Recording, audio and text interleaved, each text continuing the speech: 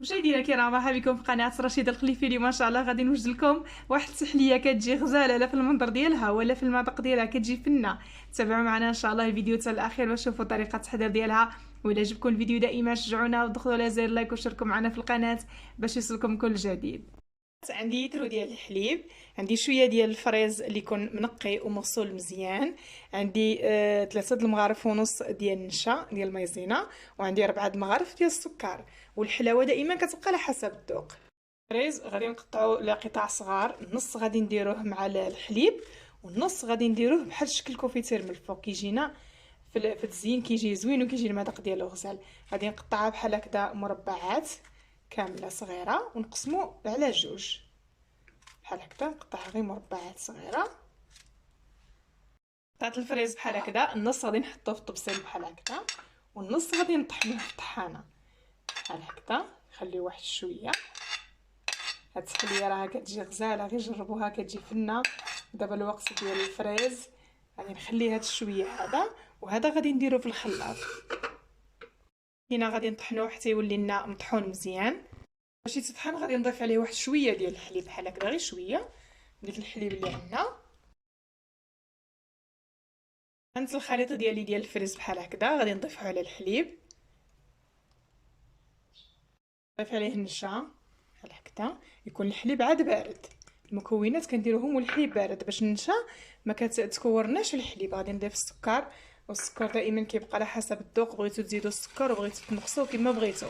غادي نخلط مزيان هاد المكونات هكذا. ملي يكون عندنا الحليب بارد عاد نديرهم فوق النار هكذا، غادي نخلطو مزيان فوق البوطه. وغادي نبقى تحرك بحال هكذا. كنديروا واحد الكاسرونه اللي تكون عندنا شويه غليظه باش ما كتحرقناش هاد التحليه، وكنبقاو تحرك حتى نشوفوا ديك الخليط بدا يعقد لنا. كي نشوفوه سخون وعقد صافي نطفيو عليه. كنبقاو بحال هكذا تحرك حتى كتعقد لنا التحليه. ها هي قريبه تعقد دابا، ما كنوقفوش من التحريك.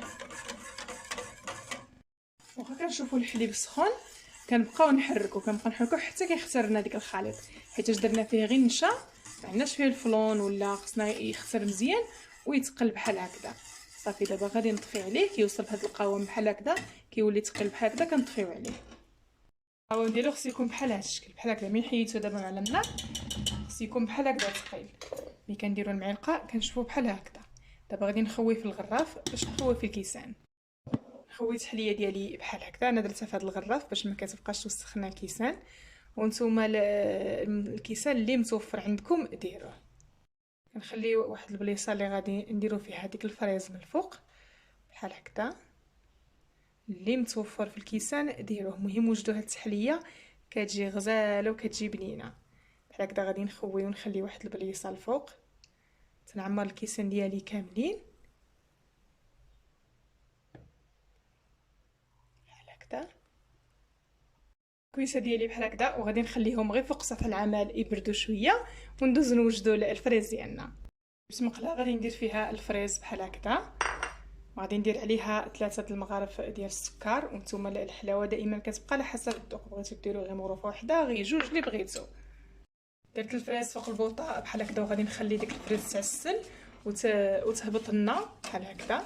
ما نخليوهاش تهبط بزاف، كيبقاو ديك الطريفات باينين. غادي نحركها مع السكر، نقصروا البوطه وكنخليوه يتقلى على خاطرو. غادي ندير عليه واحد العصره ديال الليم بحال هكذا باش كيبقى لنا ديك اللون ديالو زوين. صافي كنخليه بحال هكذا يهبط ديك الفريز. كنبقاو معاه بالتحرك حتى كيتعسل، والعافيه تكون عندنا ناقصه بزاف باش كيتعسل على خاطرو. صافي كنخليوه بحال هكذا بهاد الطريفات بحال هكذا ونديرو مع التحليه. الفريز كيجي بحال هكذا، كنخليو واحد الطريفات بحال هكذا باش كنحسو بهم. غادي نهز بحال هكذا معلقه ونحطها فوق التحليه بحال هكذا. التحليه خليناها غير على برا وشدت راسها، كتجي غزاله. غير جربوها بحال هكذا. كنديوها للجوانب باش يعطينا ديك اللون احمر زوين. وما تنساوش ديك التعصيره ديال الحامض، كتخلي لها اللون ديالها زوين وكتخليها المنظر ديالها كيجي غزال بحال هكذا.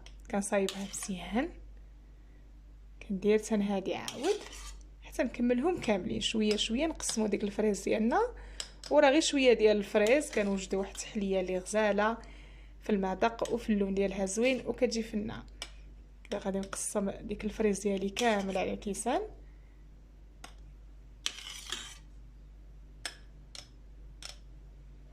طيبتهم بحال هكذا، قسمت ديك الفريز عليهم كاملين، غادي نديرهم في الثلاجه يبردوا، راه ما كياخذوش معنا وقت بزاف، عندهم واحد ربع ساعه هكذاك تكون التحليه ديالنا بردت. اللي جبتها من الثلاجه خليتها غير واحد هكا ربع ساعه على حسب الوقت ديالكم، ولا نص ساعه، ولا توجدوها في نص النهار وتخليوها حتى العشيه تاكلوها. المهم راها كتجي غزاله وكتجي بنينه. انا باش نزينها عندي شويه ديال الكريمه كانت عندي في الدار، طربتها الكريمه السائله هي اللي غادي نزين بها.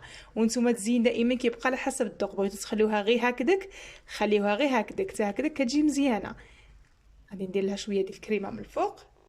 مشاهدينا هذا هو الشكل النهائي ديالنا ديال التحليه اللي وجدنا هذا النهار. جربوها راه كتجي غزاله وكتجي بنينه، ما تعجزكمش الكريمه، زيوها باش ما بغيتو. المهم راه تستحق التجربه ديالكم. هي كيفاش كتجي رائعه وكتجي كريميه وغزاله. هاي كي كتجي من داخل كتجي فنه بصحتكم وراحتكم.